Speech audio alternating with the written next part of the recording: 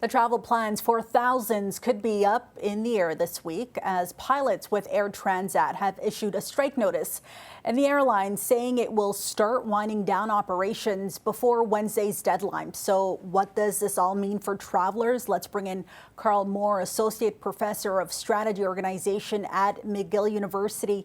Thanks so much for being with us this afternoon. Let me ask you first, how did we get here and what are some of the issues, the sticking points that both sides have not been able to get to an agreement on? Well, the pilots have not had an agreement for almost a decade, and we had Air Canada and WestJet pilots get very good increases in the last year or two. So it's something where they've been negotiating for a while, and they see what's happening at competitive airlines. There's also a fair number of Canadian pilots being tempted away to Asian airlines or Middle Eastern airlines where they can make a lot of money and not have to pay taxes.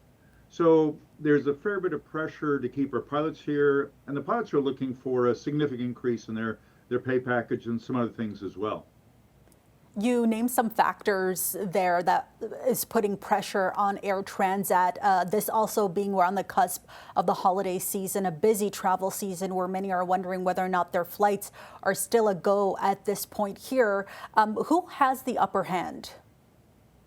Well, the pilots do to a considerable degree because, as you point out, they had a good judgment as a union to put a strike, as we saw with the Air Canada flight attendants during the summer and now during another peak time of travel, where people are much more aware of it.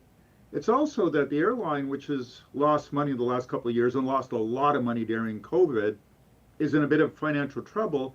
So it puts even additional pressure on them to lose revenues during the high revenue time of the year. So it's something where it really does make management sit up and think a fair bit about what should they give to the pilots.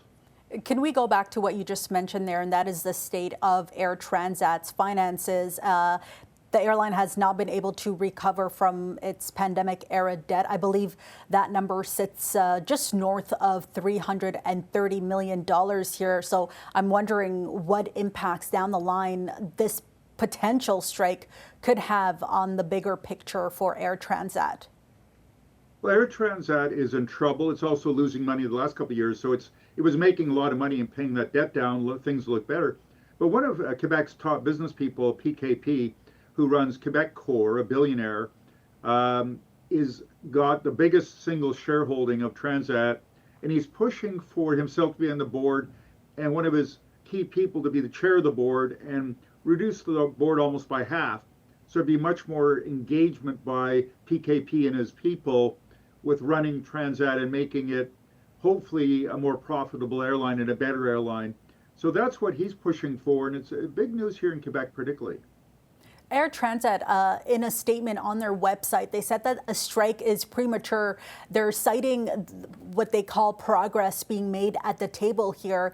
Is there any precedence just recently that you can think of between an airline having to negotiate with a pilots union? Well, Air Canada and WestJet have done it in the last couple of years, and it's something where once the government stepped in and did arbitration with one of the unions, which may happen in the interest of Canadians, but the government probably will not do that lightly. There's a possibility that they may settle before the full strike is. Right now, they're already starting to shut down flights because they don't want to fly people to Europe and strand them there. It's going to cost them a small fortune. And they want the planes to bring people back, and pilots and flight attendants and the planes themselves back to the home base, particularly in Montreal, but in Toronto a bit as well. So they want to bring people back so they don't strand them over there. One, because they don't want to strand people, but also it gets very expensive because the airline's got to pay for other airlines to fly them back and pay for hotels and all sorts of expenses. Let's talk about those air passenger rights, what folks need to know if their flights are canceled or impacted. What is your message to those travelers? Well, it's something where it's responsibility of the airline, if they have something under their control, which a strike is, that they are responsible for booking you on a competitor, and the price doesn't matter. Now, during times like this, when supply's down, demand actually is the same, prices go up, and that's just simple law of economics. So I would lean to Air Transat to be responsible for what their obligations are, and don't go out and buy a ticket if you already have an Air Transat ticket, let them look after it for you and have a degree of patience there. It'll pay off for you potentially financially a fair bit. Okay, some good advice there. Karl Moore, thank you so much for speaking with us on City News 24/7. We appreciate you. Always a pleasure.